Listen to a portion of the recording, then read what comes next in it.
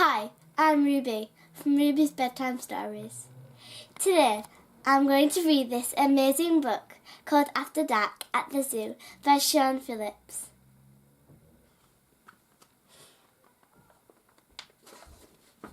Herbert the hippo, Geoffrey the giraffe, and Ernie the elephant.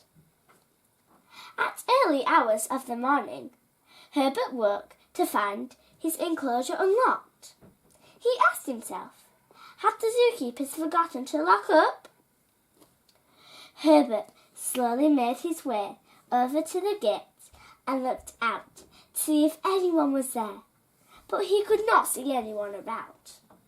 Then Herbert started to think about having an adventure.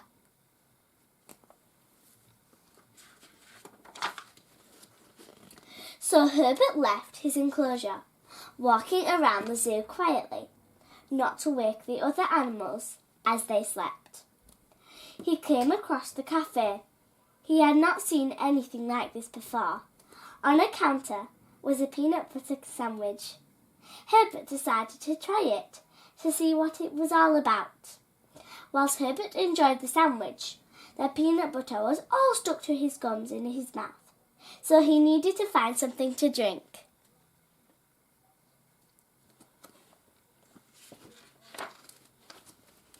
Once satisfied, Herbert left the cafe to explore the zoo. Herbert was looking around to see if any other animals were awake. Walking around, he came to what looked like a tall box. When he got up close, he could see pictures on the side and a seat inside. Herbert went in. Suddenly, there were flashes of light that scared him, so he ran out. When out of the machine, he could see printed images, which Herbert realised were photos. So back in, Herbert went smiling and pulling faces at the screen. Herbert soon ran out of funny faces, so he decided to move on.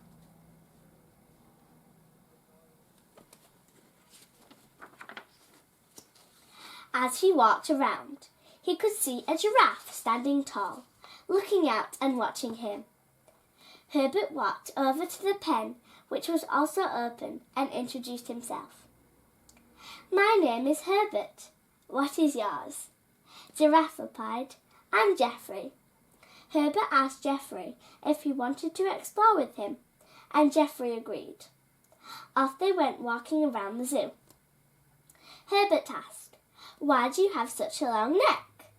Geoffrey replied, it's so I can reach the best leaves on the top of the trees to eat.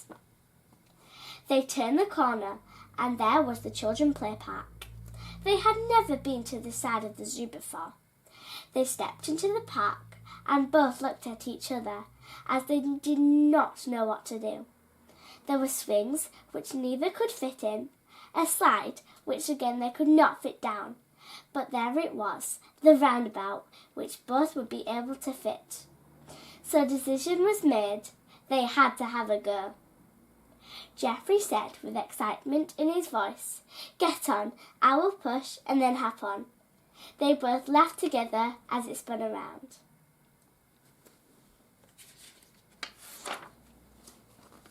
As it came to a stop, they jumped off but felt dizzy from all the spinning. As they started to walk, they were swaying from side to side, trying to get the use of their legs back. Geoffrey turned to Herbert and said, that was fun. They continued to walk around the zoo. There was so much to see, so they played a game of I Spy, taking it in turns to go until they went around a corner to find another enclosure open. This time it was the elephants. They stood there looking in. Then an elephant walked over to the gate to say hello to Herbert and Geoffrey.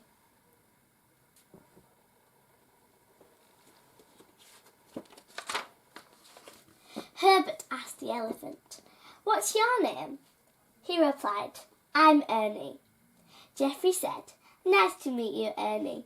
I am Geoffrey, and this is Herbert. Would you like to join us? Where are you going? Asked Ernie. we are exploring the zoo. Herbert, Geoffrey and Ernie set off on their walk once again. Herbert, being curious, said, "Ernie, why do you have such big ears?" Ernie replied, "It's so that I can keep myself cool." The trio came across the children's outdoor paddling pool.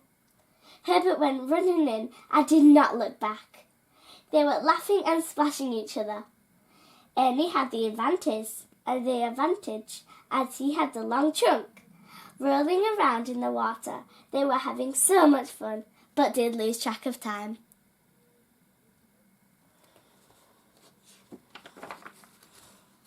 The sun was starting to rise, which meant the zookeepers were due back on shift. They quickly got out of the pool and walked back to their enclosures. Herbert thanked both Geoffrey and Ernie for having fun and said it was nice to meet them. Once back in his enclosure, Herbert was smiling and felt happy he had made some new friends and realised that it's okay to be different. The end. Thank you for joining me today. I hope you enjoyed it. And a big thank you to Sian and Phillips for sending me a copy of this book. Thank you. Bye.